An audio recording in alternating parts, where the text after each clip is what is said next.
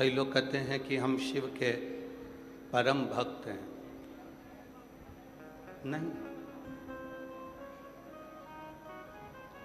शिव के परम भक्त होना मतलब मौन होना, चुप होना।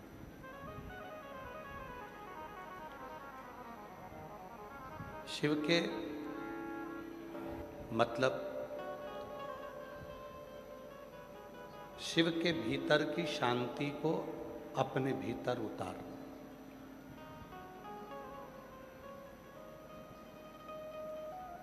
हम केवल चंदन लगा लें, रुद्राक्ष की माला पहन लें,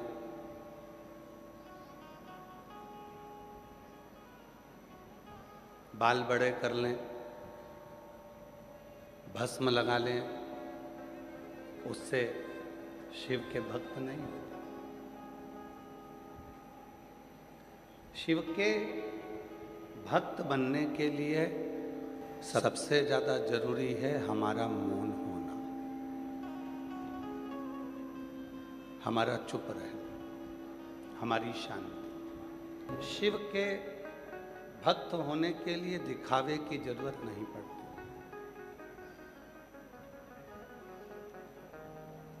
शिव उपासक होने के लिए दिखावे की जरूरत नहीं पड़ती।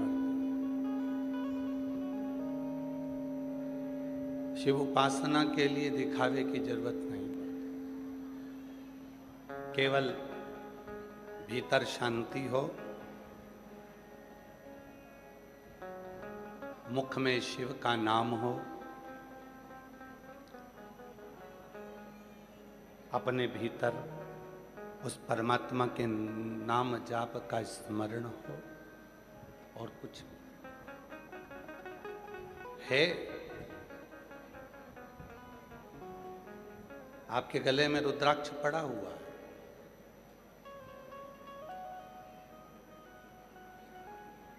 मुझे विश्वास है कि जितने भी मेरी भटिंडा की जीजियां बैठी हुई हैं, जितने मेरे जीजा बैठे हुए हैं, जितने मेरे भटिंडा की जीजा बैठे हुए हैं, जितनी बेटियां बैठी हैं, जितने बेटा बैठे हैं, जितने मेरे बुजुर्ग माँ बाप बैठे हैं, मुझे उम्मीद है कि आप अपने गले का रुद्राक्ष निकाल कर किसी को दिखाते थोड़ी ना होगे कि मैं रुद्राक्ष पहनी। दिखाते हो क्या? आप दिखाते हो किसी को? बीच के पंडाल वालों, किसी को दिखाते हो? तिजोरी में रखा हुआ धन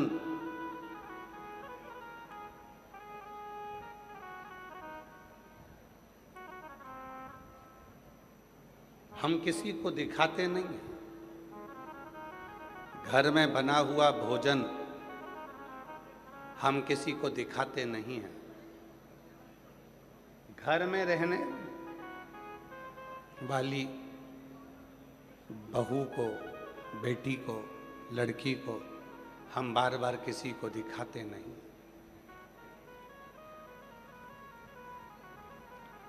उसी तरह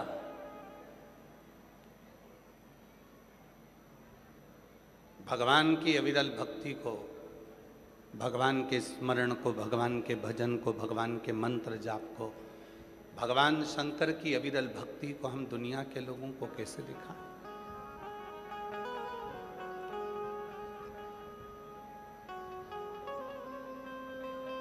ये दिखाने का विषय नहीं है। पीछे क्या कर रहा है? ये दिखाने का विषय नहीं है। शंकर तुमसे बहुत दूर हो जाए, शिव आपसे बहुत दूर हो जाए।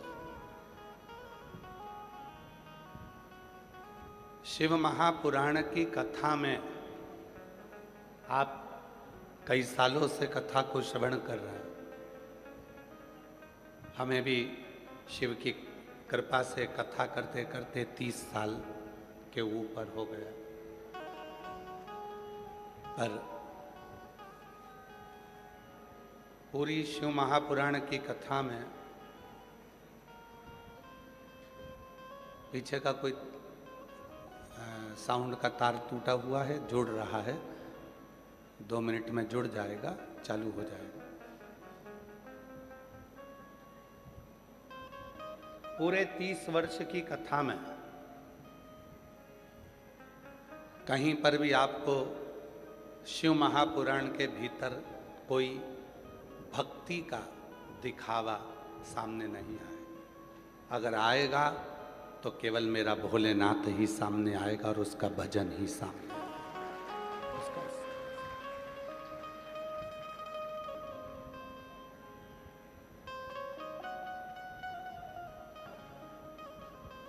भगवान ब्रह्मा जी के पास में असुरों की बात जाती है, भगवान विष्णु के पास में असुरों की बात जाती है,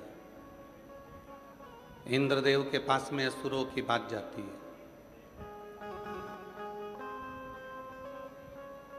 गरुण वरुण के पास में असुरों की बात जाती है। पर केवल एक देव अधिदेव महादेव ऐसे हैं जिनके कैलाश पर असुरों की बात नहीं जाती। कोई बताने जाए तो शिव जी असुरों की बात को जानते। बढ़िया है रिंकू, साधुता तुमको। एक बार साउंड वाले के लिए भी जोरदार ताली बजाओ। अच्छा साउंड।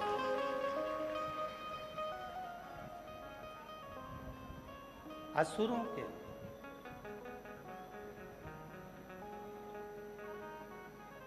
ब्रह्मा जी के पास बात गई असुरों की, भगवान नारायण के पास बात गई असुरों की, पर शिव जी के पास असुरों की बात नहीं जाती। असुर ब्रह्मलोक पर आक्रमण करते हैं, असुर वैकुंठ लोक पर आक्रमण करते हैं, असुर इंद्र लोक पर आक्रमण करते हैं, पर असुर कैलाश पर आक्रमण नहीं करते। कैलाश पर जाते ही नहीं। क्यों? क्योंकि असुरों को भी मालूम है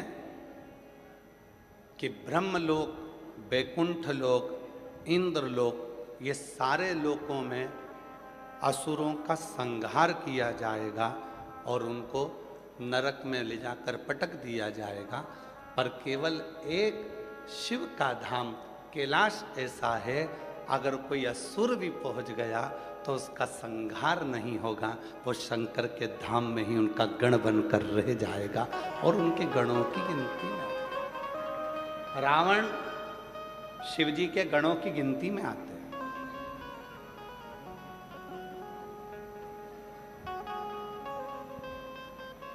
एक एक असुर, गजासुर, वो भी शिव के गणों की गिनती में आ जाता है। भस्मासुर, वो भी शिव जी के गणों की गिनती में आ जाता है।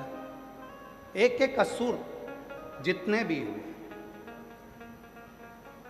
जितने भी असुर हुए, वो सब भगवान शंकर के गणों की गिनती में आ गए। गणों क्यों? क्योंकि मेरा भोले बाबा एक ऐसा भोलेनाथ, मेरे शिव ऐसे हैं, पापी से पापी जीव को भी वो तार देते हैं और अपना बनाकर अपनी शरणागति में रख लेते हैं। वो शिव है, वो शिव। ये आपकी किस्मत है, भाग्यशाली हो। और मैं सबसे ज्यादा भाग्यशाली तो भटिंडा वासियों को जानता हूं कि आपके बराबर कोई किस्मत वाला नहीं है। लोग एक कथा के लिए तरसते हैं, आपके यहाँ तीसरी बार कथा हो रही थी।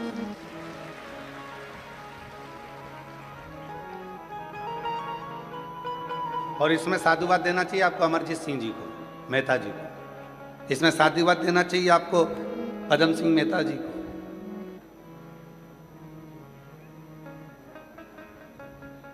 अमरजीत सिंह जी को, पदमजीत सिंह जी को और मेहता परिवार को साधुवाद देना चाहिए। वो बहुत मेहनत प्रयास कर कर एक दो वर्ष में कथा करवाई लेते हैं और तीसरी कथा भटिंडा पंजाब में हो रही है। ये शिव की उदाहरण। वैकुंठ लोक में असुर जाएंगे, इंद्र लोक में असुर जाएंगे, आक्रमण भी करेंगे, पर कैलाश धाम पर, शिव धाम पर कोई असुर नहीं जाएगा और ना आक्रमण करेगा। पूरी कथा उठाइए, स्कंद पुराण उठाकर देखिए, पद्म पुराण उठाकर देखिए, अग्नि पुराण उठाकर देखिए, शिव पुराण उठाकर देखिए, एक एक पुराण का अध्ययन कर कर देखिए। सारी पुराणों में मिलेगा कि बैकुंठ पर आक्रमण हुआ, इंद्रलोक पर आक्रमण हुआ, ब्रह्मलोक पर आक्रमण हुआ, पर कहीं पर आपको नहीं मिलेगा कि कैलाश लोक पर आक्रमण हुआ। क्यों? क्योंकि जो कैलाश पर आक्रमण करने के लिए जाता है वो शिवजी के साथ युद्ध नहीं लड़ता, बल्कि शिव का ही हो जाता है, शंकर का ही हो जाता है, तो युद्ध ही नहीं लड़ता। वहां युद्ध का काम क्या है?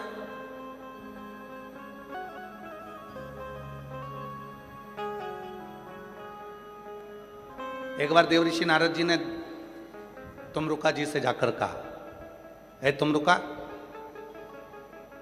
इतने सारे असुर देवलोकों पर आक्रमण करते हैं और शिवजी मौन होकर, चुप होकर, शांति से बैठे रहे। इतने असुर आक्रमण कर रहे हैं और असुर आक्रमण करे हैं, तब शिव को मालूम पड़ेगा कि असुरों ने आक्रमण करा।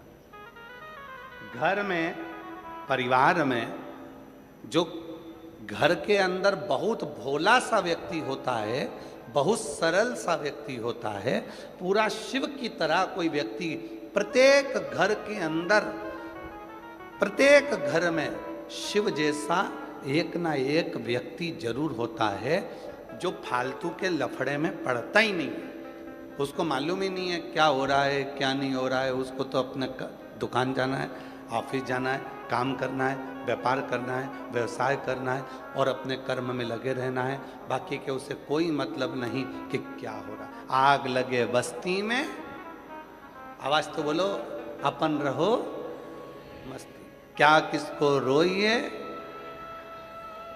चादर तान के, उसे मतलब ही नहीं।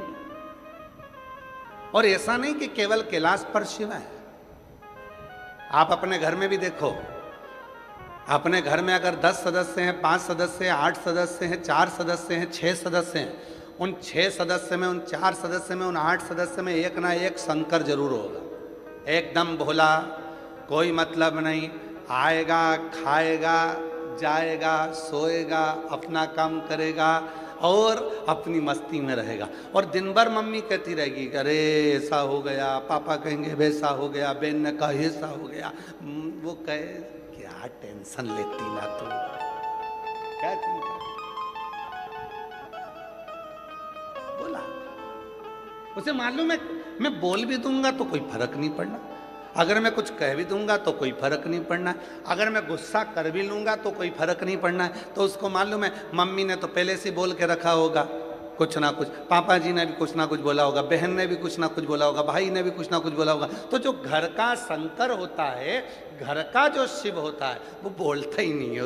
उसको तो एक ही मतलब है, ला रोटी ला, क्या बनाया, लाओ जल्दी से, भोजन करा, चाय बना ला, जा चाय बनाई, भोजन करा। और पत्नी बोल भी रही है, तुम कुछ जवाब दोगे? पति कहता रोटी अच्छी बनी है। तुम कुछ बोलोगे? बहुत बढ़िया, जोरदार। वो कुछ नहीं। शिव है, शंकर, उसे कोई मतलब, वो तो अपनी भक्ति में, अपने भजन में, अपने स्मरण में डूबा हुआ। देव ऋषि नारद ने कहा क्या शिवजी को असुरों के बारे में मालूम नहीं? भगवान तुमरुका जी ने कहा। तुमरुका जी कहते हैं, नारद, शिवजी इन सब असुरों को कभी भी स्मरण नहीं करते। शिवजी मौन रहकर, शांति पूर्वक बैठकर अपने तप साधना में लगे रहते हैं। अगर कोई जाकर बताए कि असुर ऐसे हैं तो शिव स्वीकार करते हैं कि ये असुर ऐसा।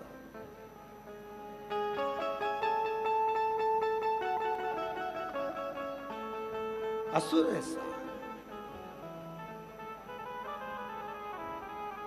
एक संवाद आता है गुरु नानक देव जी का, बड़ा सुंदर संवाद।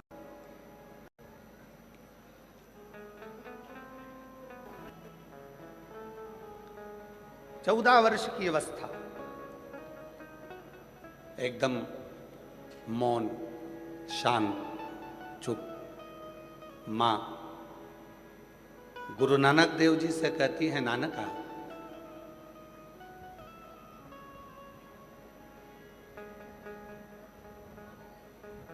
मैंने तुझको 13 किलो अनाज लाने के लिए भेजा था, चावल लाने के लिए भेजा था, तू लेकर आया क्या? गुरु नानक देव जी की 14 वर्ष की अवस्था है और नानक जी आकर वहां जैसे ही मैंने कहा कि मुझे 13 किलो चावल दे दो, वो 13 शब्द जो निकला मां, उसके बाद समझ में आ गया ये संसार सागर में कुछ भी मेरा नहीं है, सब तेरा है, उस रब का है।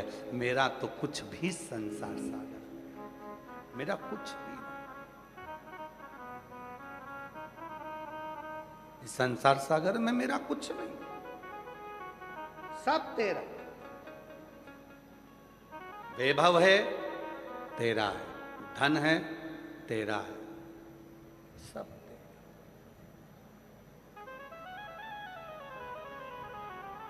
बस 14 वर्ष की अवस्था में गुरु नानक देव जी ने वो 13 के आंकड़े को ऐसा पकड़ा कि गुरु नानक देव जी महाराज के मन में ये बैठ गया कि ये संसार सागर को ये बता देना है कि ये संसार कुछ भी मेरा नहीं, सब उस रब का है, उस परमात्मा का है, मेरा कुछ नहीं। गुरु नानक देव जी ने वो 13 के आंकड़े को जो पकड़ा, उस दिन से आज तक केवल नानक का नहीं, गुरु नानक हो गए। गुरु समझ गए।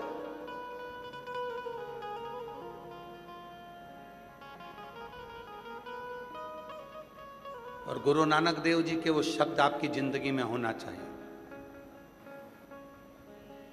गुरु नानक देव जी की वो वाणी आपके हृदय में होना चाहिए।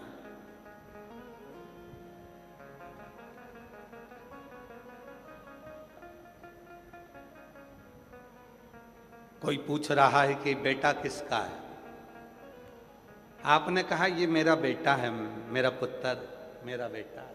नहीं नहीं, ये तो उस रब का, शिव का, वाहेगुरु जी का, ये उसका बेटा, मेरा ना, शिव का है। बेटी आपकी, मेरी कहां? ये बेटी तो उस रब की है, शिव की है, वाहेगुरु जी का, मेरी।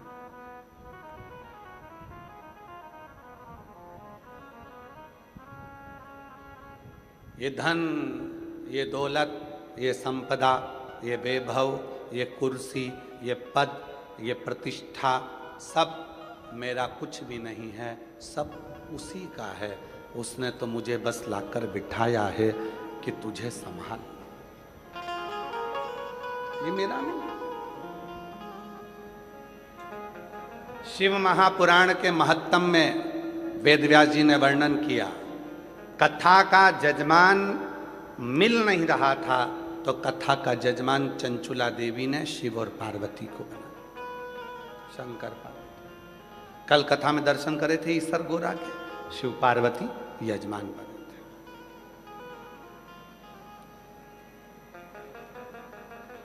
कथा बांचने वाला कोई नहीं मिल रहा था। चंचुला देवी देवऋषि नारद जी के पास जाकर बोलती हैं कि आप कथा कर दो। देवऋषि नारद जी ने कहा मैं कथा नहीं कर सकता क्योंकि मुझे श्राप लगा है, मैं एक जगह पर बैठ नहीं सकता, इसलिए मैं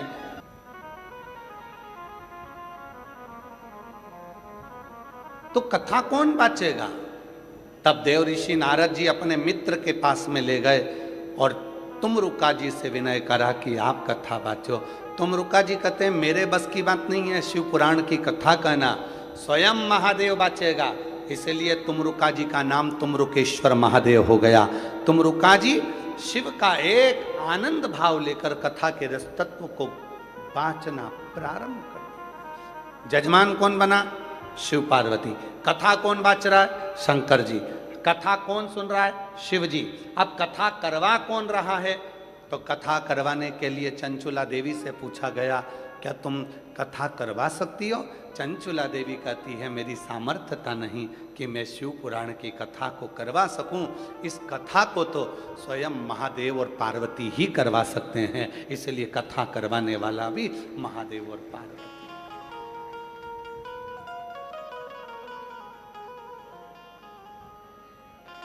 हम जब परसों आए शाम को अमरजीत सिंह मेहता जी के घर पर जब पहुंचे,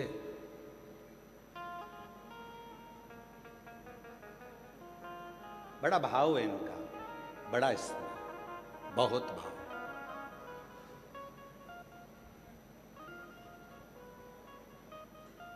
आज हम कहने में पीछे नहीं हटेंगे। अमरजीत जी आपको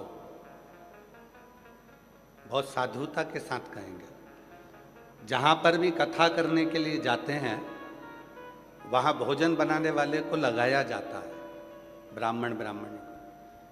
पर अमरजीत जी हम धन्यवाद देते हैं आपकी धर्म पत्नी को, जीजी बाई को, कि 3 बार कथा करने के लिए यहाँ आए और तीनों बार भले ढेरों सारों काम करने वाले लगे हों, नौकर चाकर ढेर सारे काम करने वाले सेवादार लगे हों, पर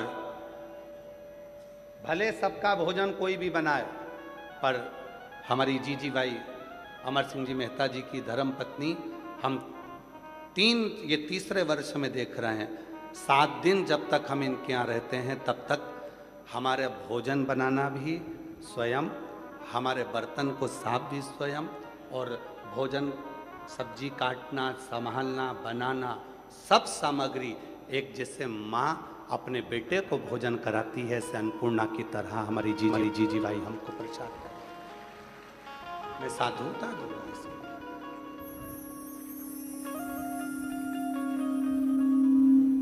एक स्नेह, एक प्रेम।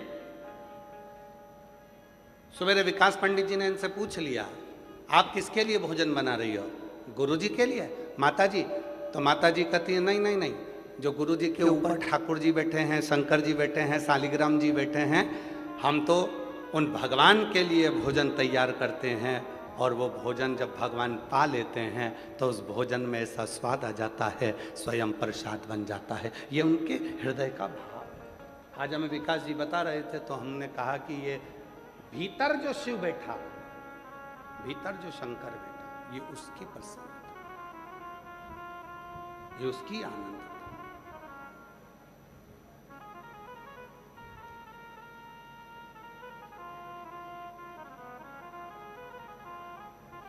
दिखावा नहीं है, ये प्रेम है। और शिव को क्या चाहिए? कल कथा में कहा था 8 घंटे, 24 घंटे, 10 घंटे बैठकर आप भगवान का नाम जाप करिए। भगवान से आप ये आशा मत रखना कि भगवान तुम्हें मिल जाए। 8 घंटे बैठकर भी अगर आप भजन करोगे, 10 घंटे तक बैठकर अभिषेक कर रहे हो, लाओ गन्ने का रस लाओ, लाओ मैंगो का रस लाओ, लाओ ये लाओ, लाओ वो लाओ, सारी दुनिया की सामग्री लाकर तुमने शंकर जी को सारा रस चढ़ा दिया, सारा दूध चढ़ा दिया, दही चढ़ा दिया, ढेरों सामग्री तुमने शिव जी को चढ़ा दी। भूखे भी रहे, प्यासे भी रहे, और खूब 24 घंटा तुम शंकर जी पे सेवा भी करते रहे, और तुम सोचो कि शिव जी मुझ पर कृपा कर दें। शंकर कहते हैं कि मैं दिखावे से परे हूँ, तू कुछ मत दे, केवल एक बार मौन होकर शारेगा, मैं खुद तेरे पास आकर खड़ा हो जाऊंगा। स्वयं कोई वस्तु की चाह शिव को नहीं है। एक पत्र आया है, अच्छा है।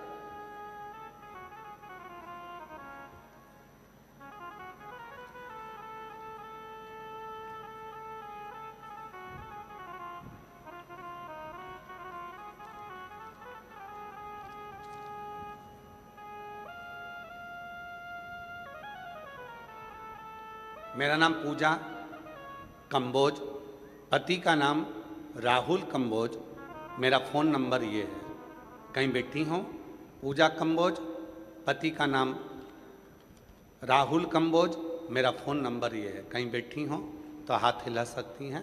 पूजा कंबोज, पति का नाम राहुल कंबोज। गुरुदेव, हम परहेड इंद्री करनाल से आए हैं। कहीं बैठी हो तो हाथ हिला सकती हैं। कहीं बैठी हो तो हाथ हिलाएं। आप ही हैं, आ जाओ, आ जाइए। एक लोटे जल और पशुपतिनाथ व्रत का क्या वर्णन करूं गुरुदेव। मुझे 12 साल से सोरायसिस त्वचा रोग की बीमारी थी। 12 साल से मेरे को सोरायसिस की बीमारी है। 12 साल हो गए दवाई खाते खाते, लेकिन ये बीमारी ठीक ही नहीं होती। डॉक्टरों ने बोल दिया कि ये ठीक नहीं होगी, चाहे कितनी भी दवा करा लो, चाहे कितनी भी दवाई खा लो, सोरायसिस कभी ठीक नहीं होता। डॉक्टरों ने भी कह दिया ये बीमारी कभी ठीक नहीं होगी। गुरुदेव, आपकी कथा में सुनना प्रारंभ करी। आपकी टीवी पर कथा के माध्यम से सुना था कि पंडाल में बैठकर जो मांगो वो मिलता है। 12 साल से इस बीमारी से इतनी दुखी हो गई थी कि पहली बार कथा सुनकर टीवी पर आप पर भरोसा हुआ और जिंदगी में पहली बार किसी कथा के पंडाल में मैं जाकर बैठी। घरौंडा करनाल में 17 मई को मैं कथा सुनने के लिए पहुंच गई। आज से 1 महीने पहले मैं घरौंडा करनाल की कथा में 17 मई को घरौंडा करनाल में कथा सुनने के लिए आई। 17 मई को घरौंडा करनाल में कथा सुनने के लिए आई और गुरुदेव अभी 1 महीना ही हुआ है मैंने वहाँ जाकर बाबा को प्रणाम करा। करनाल में कोई कुछ बोलता रहा, कोई कुछ बोलता रहा, पर मेरा मन तो भगवान शिव में लगा रहा। गुरुजी, आप ही की कथा में सुना था कि चित्त कथा में लगाना। दुनिया तो कुछ भी बोलती रहेगी, उनके विचारों को मत सुनना, बस मन बाबा में लगाना। मैं भी 12 साल से चर्म रोग था, सोरायसिस की बीमारी थी। पहुंच गई 17 मई को घरौंडा, वहीं पर बैठकर कथा सुनी। पंडाल में जगह नहीं थी, मंडी में बैठ गई। कथा सुनने के बाद में जब सब चले गए तब मैं अंदर गई पंडाल में। वहाँ की मिट्टी को मैंने अपने पूरे शरीर पर लगा लिया, थोड़ी सी मिट्टी बांध कर ले आई और फिर मैं सीधे कुबरेश्वर धाम चली गई। वहाँ से रुद्राक्ष लेकर आई, उस रुद्राक्ष को पानी में गलाती, उस पानी को पीना चालू करा और बाबा की ऐसी कृपा हुई गुरुदेव, जो 12 साल में नहीं हुआ वो 1 महीने में आज मैं पूरी ठीक होकर पंडाल में भटिंडा के कथा सुनने के लिए आई। जो 12 साल में नहीं हुआ वो 1 महीने में मैं ठीक होकर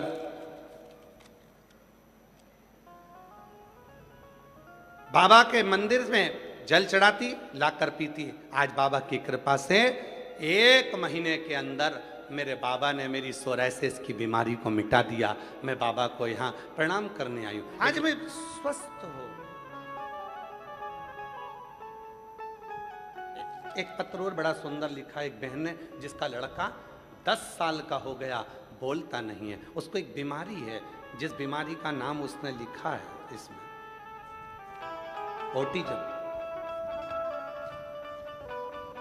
लड़के का फोटो देखिए, पहले लड़के का फोटो देखो। 10 साल का ये बेटा है। गुरुजी, कोटि कोटि नमन। मेरा नाम तारा देवी, नालागढ़ जिला सोलन, हिमाचल प्रदेश की निवासी हूँ। कहीं बैठी हो, हाथ हिला सकते हैं। आप ही हैं, आ जाओ, आ जाओ, एक बेलपत्र ले जाना।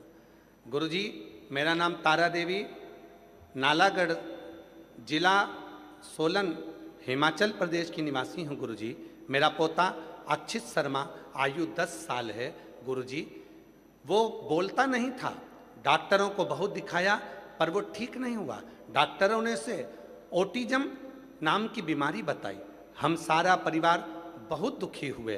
2020 से उसको किसी ना किसी हॉस्पिटल में दिखाते दिखाते थक गए, तब कोई असर नहीं दिखा। आखिरी में डॉक्टर ने कह दिया इस बीमारी के बच्चे बोल नहीं पाते, ऑटिज्म नाम की बीमारी से वो ग्रसित है। तब हमने आज छोड़ दी। 2020 में किसी ने मुझे आपकी कथा के बारे में बताया। मैंने आपकी कथा सुनी, मुझे कथा सुनने के बाद आपकी कथा पर विश्वास होने लगा। मैंने सोचा भोले बाबा की कृपा से इतने बच्चे ठीक होते हैं, मेरा पोता भी एक दिन जरूर ठीक होगा। गुरुजी, मैं सीहोर 2 बार गई और वहाँ पर आकर कंकर शंकर की पूजा और रुद्राक्ष लेकर आ गई। घर जाकर रोज रुद्राक्ष का जल भोलेनाथ को चढ़ाकर घर वापिस लेकर आती और पोते को जल पिलाती और उसके गले और शरीर पर लगाती। गुरुजी, अब हमारा पोता धीरे धीरे बोलने लग गया और समझने भी लग गया। गुरुजी, मैं पहले 2024 में 2025 में भटिंडा की कथा में आई थी और अपने पोते को भी लाई थी। यहाँ की मिट्टी को लगाकर मैं अपने पोते को लेकर चली गई थी और आज बाबा की कृपा से उसी भटिंडा में आज खुश होकर अपने पोते के लिए बधाई देने आई हूँ कि अब मेरा पोता पूरी तरह से ठीक हो गया। बाबा की कृपा से मेरा पोता बोलने लगा और समझने लगा। एक विश्वास शिव के प्रति, एक भरोसा दृढ़।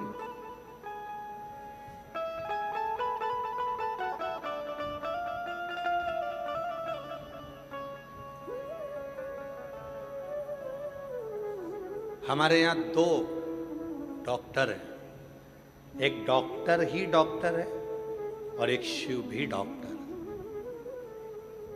हमारे यहां डॉक्टर को शिव कहते हैं, इसीलिए शिव महापुराण की कथा कहती है आपके शरीर में रोग आया, बीमारी आई, तकलीफ आई, कष्ट आया, सबसे पहले अपने पास के हॉस्पिटल में जाइए, अपने नगर के हॉस्पिटल में जाइए, डॉक्टर को दिखाओ, चेकअप कराओ। डॉक्टर बोले ये जांच कराओ, डॉक्टर बोले ये टेबलेट खाओ, वो टेबलेट खाओ, और साथ में शिव जी पर भरोसा करना प्रारंभ कर दो। फिर मेरा देव अधिदेव महादेव आप पर करुणा करना प्रारंभ कर देगा, सुख देना प्रारंभ कर देगा।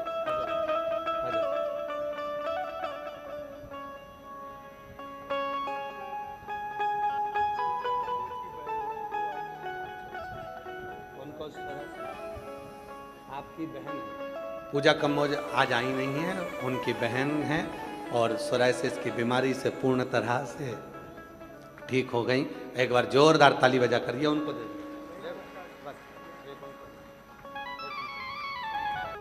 शंकर की कृपा,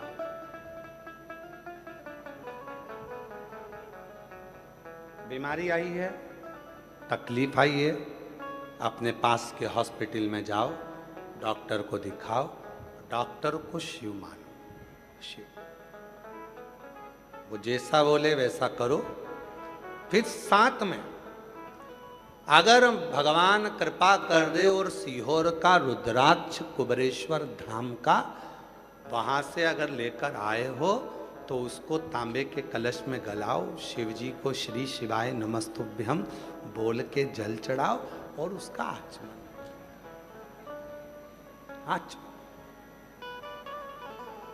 पियो।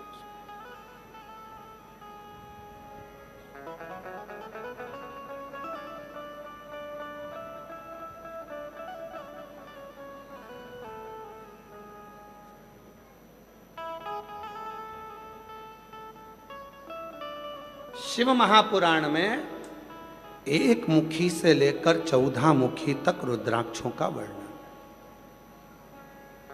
और स्कंद पुराण में 1 मुखी से लेकर 21 मुखी तक रुद्राक्षों का वर्णन। कौन सा रुद्राक्ष क्या फल देता है, कितना असर करेगा कौन सी चीज पर, एक एक चीज का महत्व शिव पुराण के अंतर्गत आता है। एक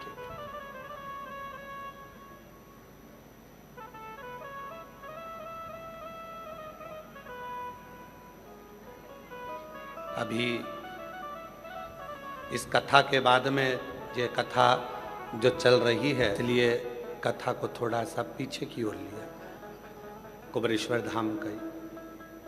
तो उस अनुष्ठान में हम रहेंगे, तो बीच में छुट्टी ली है थोड़ा, और उसके बाद में कथा हम प्रयास करेंगे कि ऑनलाइन उसमें आपको 1 मुखी से लेकर 14 मुखी और 1 मुखी से लेकर 21 मुखी कौन सा रुद्राक्ष किस स्थान पर रख दिया जाए कि उसकी वहां पर ऊर्जा इतनी तीव्र रहे कि व्यक्ति के जीवन के सारे दिन, धूम प्रदोष के दिन सुबह 9 बजे माँ सीवन तट से प्रारंभ होकर कुबेरेश्वर धाम तक 11 किलोमीटर बाबा के नाम का घोष करते करते चलेगी।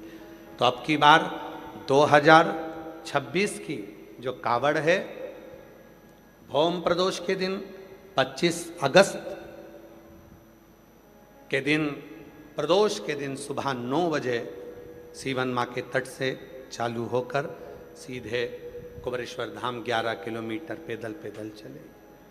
तो जो कावड़ में आने वाले हैं वो लोग भी आएंगे, और साथ में जो 1 महीने की कावड़ भरने वाले हैं, जब आपका मन करे तब अपने धाम जाकर बाबा को जल चढ़ा सकते हैं। शिव तत्व, शिव की प्राप्ति का केंद्र बिंदु है आपका एक विश्वास, एक भरोसा।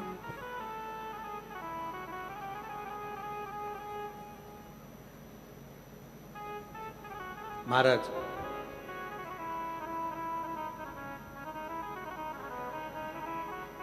दुनिया के जितने मंत्र हैं, दुनिया के जितने तंत्र हैं, दुनिया के जितने भी श्लोक हैं, दुनिया के जितने भी शब्द हैं, दुनिया के जितने अक्षर हैं, दुनिया के जितने संगीत हैं, दुनिया के जितने स्वर हैं, दुनिया के जितने नाद हैं, वो किसी और के दिए हुए नहीं हैं, मेरे महादेव के दिए हुए हैं, मेरे शिव के दिए।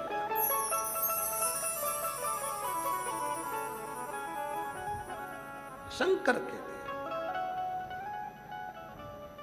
क्यों? क्योंकि शिव किसी को खाली नहीं लौटाता, शिव किसी को खाली नहीं भेजता।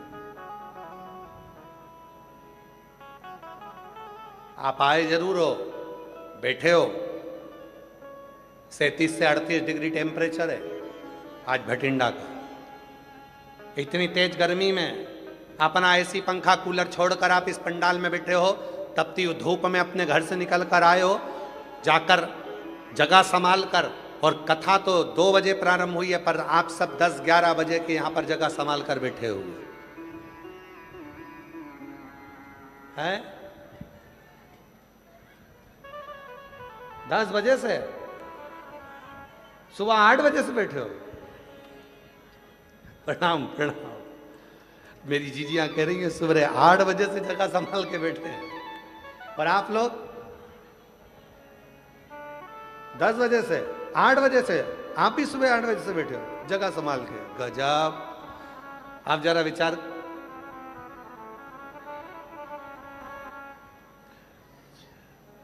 अब जरा विचार करिए, सवेरे 8 बजे से जगह संभाल कर बैठना और कथा का इंतजार करना।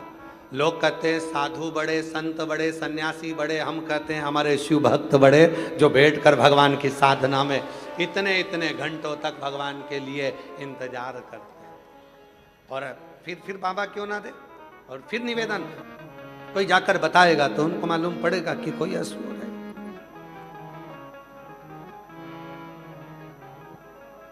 शिव असुर देखते ही नहीं,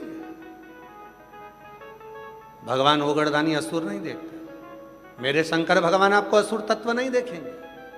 मेरे शिव तो केवल आपको आपके भीतर का एक छोटा सा जो गुण होगा, जो भी आपके भीतर छोटा सा भी गुण होगा, मेरा शिव उसी को देख लेगा, बस उसी को।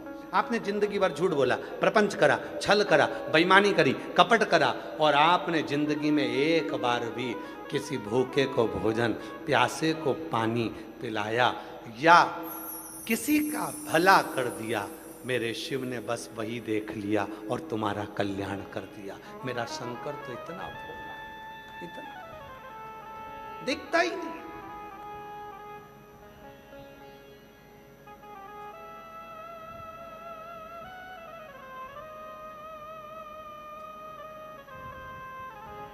उसने विचार ही नहीं करा। शिव तत्व कह रहा है, भगवान शंकर की कथा कर रही है, शिव महापुराण की कथा कहती है। कल आपको कथा में कहा था, एक तरफ गंदगी पड़ी है, एक तरफ 500 का नोट पड़ा है, एक तरफ गंदगी पड़ी है, एक तरफ सोना पड़ा है, एक तरफ गंदगी पड़ी है, एक तरफ चांदी पड़ी है, एक तरफ गंदगी पड़ी है, एक तरफ हीरा पड़ा है। आप गंदगी से निगाह फेर लोगे, पर अगर सोने जैसी कोई चमकदार चीज दिख गई तो उसको 3 से 4 बार देखोगे, सोना ही है। 3 से 4 बार उसको देखोगे, सोना ही है, हीरा ही है, चांदी है। उसको देखोगे, बारंबार देखोगे। बस मेरे शिव भी ऐसे हैं, वो गंदगी नहीं देखते, वो अवगुण नहीं देखते। आप कैसे हो, कहां जा रहे हो, क्या कर रहे हो, शिव को मतलब नहीं। शंकर तो केवल कहते हैं कि अपने प्राण छूटने से पहले जो मैंने तुझे मानव देह दी है, इस मानव शरीर का सदुपयोग करना। भूखे को भोजन, प्यासे को पानी, जय बाबा बर्फानी, उसका स्मरण करना। कभी मौका मिल जाए, तुम्हारे मोहल्ले में, तुम्हारी कॉलोनी में, तुम्हारी सोसाइटी में, तुम्हारे नगर में, तुम्हारे क्षेत्र में, तुम्हारे परिवार में अगर कोई शिक्षा अध्ययन करना चाहता है, उसके पास एजुकेशन का पैसा नहीं है, उसको शिक्षा अध्ययन कराना। तुम्हारे सोसाइटी में, तुम्हारी कॉलोनी में, तुम्हारे मोहल्ले में, तुम्हारे नगर में, तुम्हारे क्षेत्र में अगर कोई बीमार है, दवाई का पैसा नहीं है, तो उसको दवाई कराना। शास्त्र कहता है अगर कोई भूखा है तो उसको भोजन कराना, और अगर कोई प्यासा है उसको पानी पिलाना। ये जीवन का एक सुख है, जीवन का।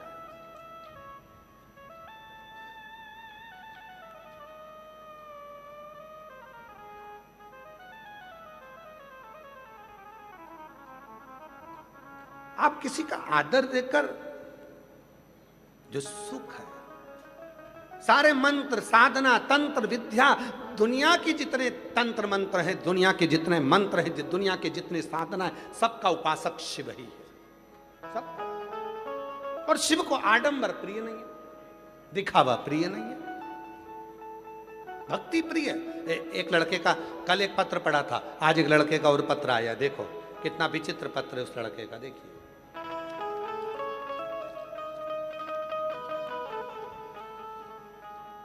लड़के का फोटो देखो,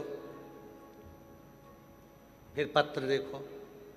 कल भी एक लड़के का पत्र पढ़ा था जिसने अपनी मम्मी से जिद कर ली थी, क्या भोलेनाथ मेरा सरकारी नौकरी लगा सकते हैं। आज एक लड़के ने दूसरी जिद पकड़ी, अब उसका पत्र देखिए। पहले फोटो देखो, और फोटो देखने के बाद में अब पत्र देखिए। मैं राधा देवी, पति का नाम सुशील कुमार, गांव अमरपुरा, जालू, तहसील संगरिया, जिला हनुमानगढ़, राजस्थान की निवासी हूँ। कहीं बैठी हो तो आ सकती हैं, अगर कहीं बैठी हो तो आ सकती हैं। राधा देवी, पति का नाम सुशील कुमार, गांव अमरपुरा, जालू, तहसील संगरिया, जिला हनुमानगढ़, राजस्थान की निवासी हूँ। मेरा मोबाइल नंबर यह है, कहीं बैठी हो। लग गई सीआरपीएफ में जॉब लग गई, जो उसे पसंद नहीं आई।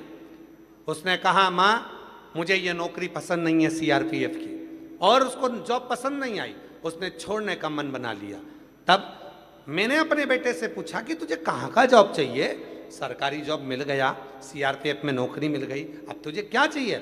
माँ मुझे रेलवे में नौकरी करना, और मुझे रेलवे की नौकरी चाहिए। माँ ने कहा कि बेटा जो मिल गई उसको कर लो। ना ना मुझे रेलवे की करना। बेटे ने तुरंत नौकरी का रिजाइन दे दिया। बाद में लोग बगावत पर उतर दिए, कहने लगे भगवान ने इतना अच्छा नौकरी दिया, मौका देता है, अब उसकी जॉब नहीं लगेगी, ये पक्का है, अब कभी इसकी जॉब नहीं लगने वाली। बेटे से कहा बेटा तू क्यों नौकरी छोड़ रहा है, अच्छी जॉब लग गई है, कर ले। बेटा कहता है माँ तू सीहोर वाले बाबा पर इतना भरोसा करती है, तो मैं भी तो देखूं कि सीहोर वाला बाबा क्या मेरी रेलवे में नौकरी लगा सकता है। मैंने मेरे बेटे से कहा कि तू क्यों परीक्षा लेता है सीहोर वाले बाबा की, तू तो शिवजी पर एक लोटा जल चढ़ा, अब तूने छोड़ दी नौकरी, कोई बात नहीं, वापिस तैयारी कर और शिव पर एक लोटा जल चढ़ा। मेरा बेटा शिव मंदिर जाने लगा, लोटा भर जल चढ़ाने लगा, पढ़ाई को 4 गुना कर दिया, टीवी पर कथा भी देखता गुरुदेव। तब बेटे ने भटिंडा और सिरसा दोनों जगह आकर कथा को श्रवण करा पूर्व में, और शिव जी की ऐसी कृपा हुई, कावड़ भरकर बेटा आया और बाबा की कृपा से 3 महीने भी नहीं हुए और बेटे का चयन रेलवे पुलिस में हो गया।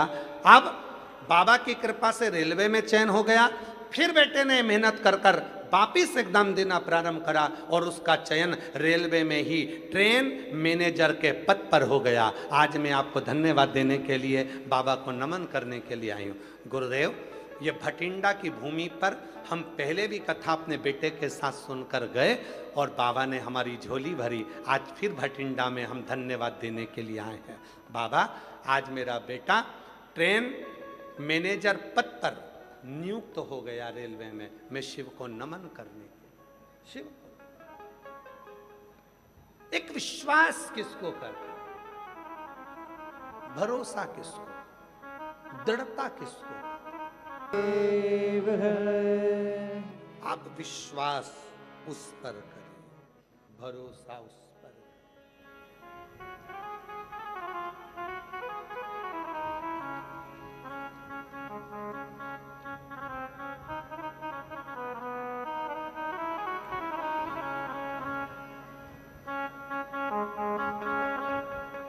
एक भरोसा,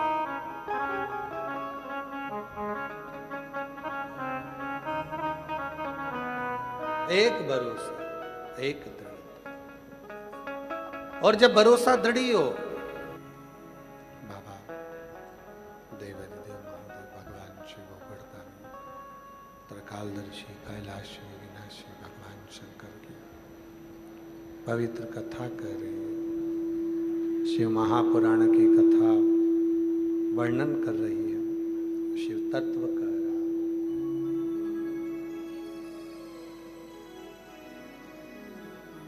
शिव असुरों के अवगुण ना देखते हुए उनके गुण देख लेते।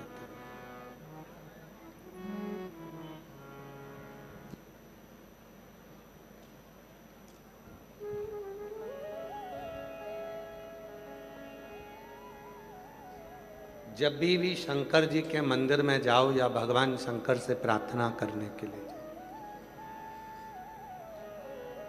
तो उनसे कहा करो,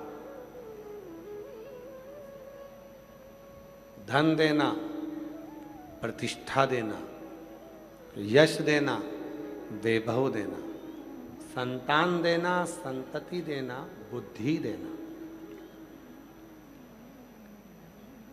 सब कुछ देना, पर उसके साथ में 3 चीजें जरूर देना। पहला, चेहरे की मुस्कुराहट। दूसरा, पेट में भूख भोजन की। और तीसरा, पलंग पर नींद जरूर देना। ये 3 चीजें बहुत जरूरी।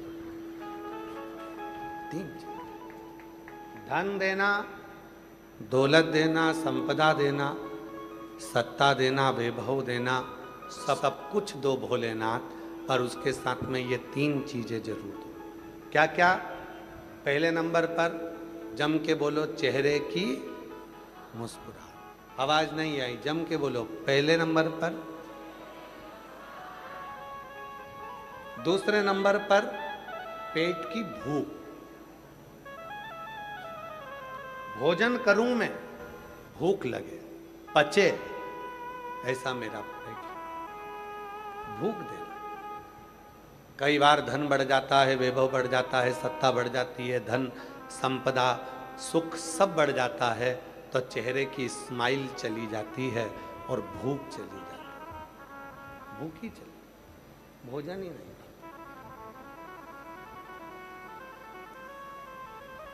भोजन भाता ही नहीं है। तो पहले नंबर पर भोलेनाथ जी से कहना, सब कुछ देना, पर उसके साथ देना ना कि मैं पलंग पर जैसे ही सोऊं वैसी मेरी आंखों में नींद आ जाए और मैं आराम से सो सकूं, मुझे किसी गोली को खाने की जरूरत ना पड़े। किसी को वैभव देना, संपदा देना, सत्ता देना, धन देना, सब कुछ देना, सब कुछ देना, पर उसके साथ में 3 चीजें जरूर देना। सब बोलेंगे वो 3 चीजें कौन सी है? पहले नंबर पर चेहरे की मुस्कुराहट, दूसरे नंबर पर पेट की भूख और तीसरे नंबर पर पलंग की नींद।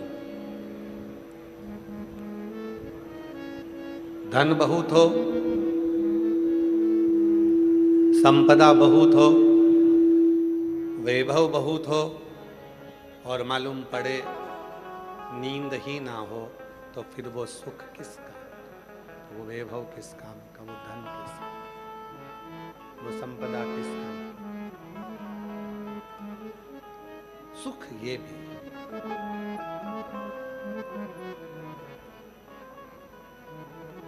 और चौथे नंबर पर एक चीज और मांग लेना भोले बाबा से कि हमारे भीतर शंका का जन्म ना हो। भीतर शंकर आए पर शंका ना।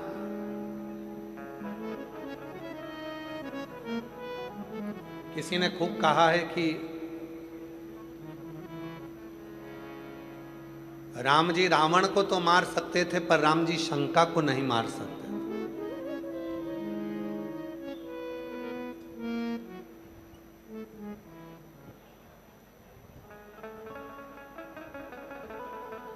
रावण को मारना आसान है पर शंका को मारना कठिन है। अपने भीतर की जो शंका होती है, हम एक दूसरे पर, ननन ने ये कह दिया, भाभी ने ये कह दिया,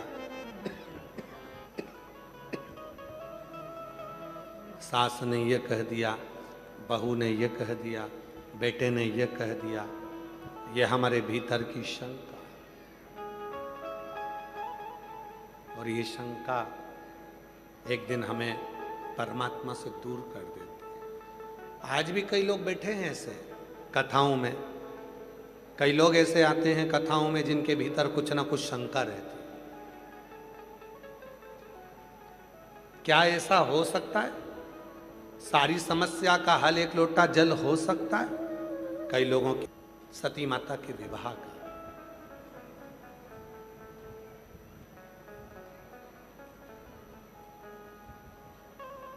स्वयंवर रखा गया माता सती का दक्ष प्रजापति। और सती कौन?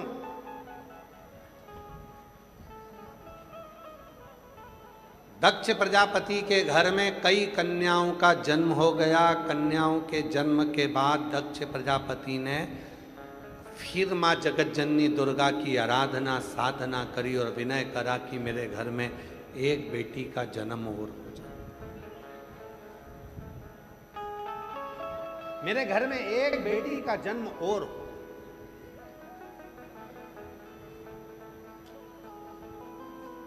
तब मां जगतजननी दुर्गा माता ने, जगतजननी मां वैष्णव रानी ने, मां जगतजननी दुर्गा भवानी ने, ज्वाला देवी ने, मां चिंतपूर्णी, मां मनसा, मां कांगड़ा, मां ज्वाला,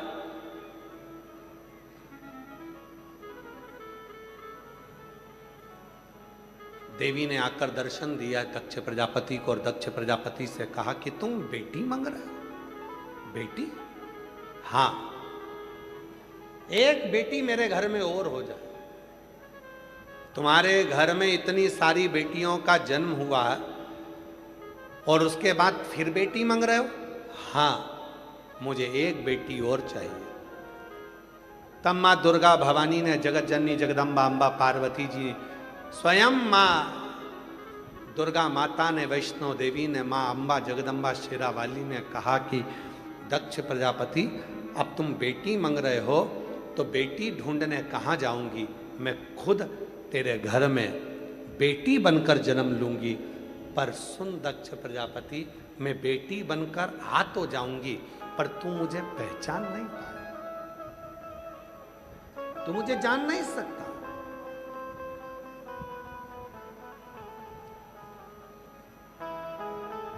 एक बेटी को जानने के लिए पूरा जीवन निकल जाता है मनुष्य का, एक बेटी को जानने के।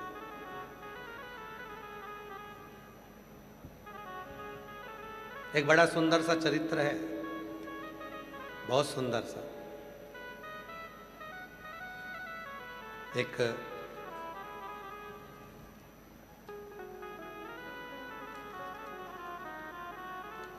राजा हुए जिनका नाम था सुशांत। बहुत सुंदर चरित्र, थोड़ा ध्यान देना। सुशांत राजा बहुत धर्मपरायण थे, धार्मिक थे, धर्म के प्रति उनकी रुचि थी, धर्मपरायण थे। उनका नियम था, रात्रि के समय पर अपने घर से निकलते थे, कपड़ा मुख पर डाल लेते थे, चेहरा छुपा लेते थे, शरीर के कपड़े बदल लेते थे और अपना चेहरे का स्वरूप बदलकर अपने नगर में, अपने गांव में घूमते थे और देखते थे कि किसको क्या तकलीफ है, और सुशांत राजा उसकी तकलीफ दूसरे दिन मिटा देते। ये नियम रोज का सुशांत राजा का ये नियम चलता था। एक दिन सुशांत राजा को मालूम पड़ा कि मेरे नगर में एक महिला रहती है। सुनना मेरी जीजियों, बड़ी सुंदर कथा है सुशांत राजा। मेरे नगर में एक स्त्री रहती है जिसका पति गलत संगत में पड़ गया और गलत स्त्री के साथ संगत में पड़कर वो चला गया अपनी पत्नी को छोड़कर।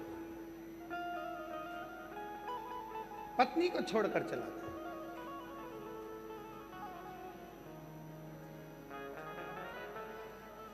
सुशांत राजा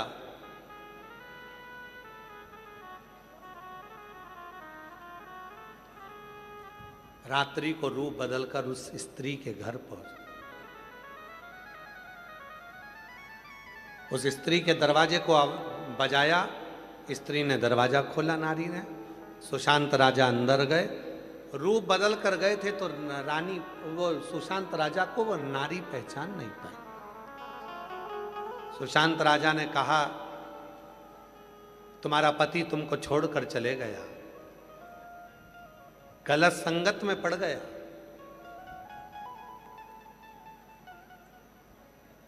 कितनी अबला हुआ, कितनी बेसहारा हो, आपके पास में कोई सहारा नहीं। कितना दुख है तुम्हारी जिंदगी में।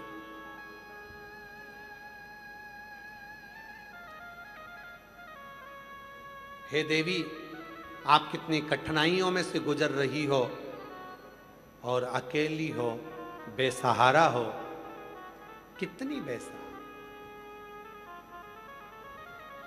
उस स्त्री ने जैसे ही सुना कि व्यक्ति बोल रहा है कि मैं के लिए ये बात है, प्रत्येक स्त्री, मेरी जीजियों के हृदय की बात सुशांत राजा के सामने आई है।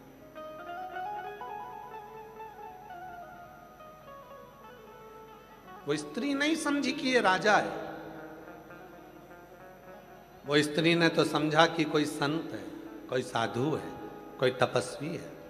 हाथ जोड़कर स्त्री ने कहा, महात्मा जी, एक बात कहना चाहती हूं कि आपने मुझको बेसहारा कहा। माना मेरा पति मुझे छोड़कर चला गया, पर स्त्री के साथ चला गया। माना जिंदगी का दुख मेरे पास में है, माना मैं अकेली हूं, पर ये नहीं कह सकते आप कि मैं बेसहारा हूं। आप ये नहीं कह सकते। महाराज ने पूछा कि तुम बेसहारा नहीं हो? नहीं, मेरे पास में 3 चीजें हैं। मेरे 2 हाथ, मेरा सनातन धर्म और मेरा महादेव मेरे साथ है, तो मैं बेसहारा नहीं हो सकती। मैं बेसहारा नहीं हो सकती। मेरे ये 2 हाथ हैं, मेरा ये कर्म है। अगर पति छोड़कर चले भी गया तो मैं मेहनत करने में क्यों पीछे हटूंगी? मुझे अपने हाथों पर पूर्ण भरोसा। मैं बेसहारा नहीं हूं। मेरे 2 हाथ हैं, मेरा सनातन धर्म मेरे साथ है और मेरा महादेव का साथ मेरे साथ है, तो मैं अकेली भी नहीं हूं और बेसहारा भी नहीं। राजा उसी समय पर अपने रूप को, पति इतना दुख देकर चले गया, पर स्त्री के साथ चले गया। तुमको गाली देता था,